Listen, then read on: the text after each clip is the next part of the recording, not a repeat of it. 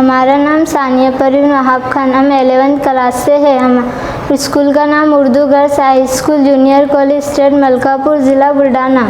हमारे प्रोजेक्ट का नाम है सेहत एंड सफाई।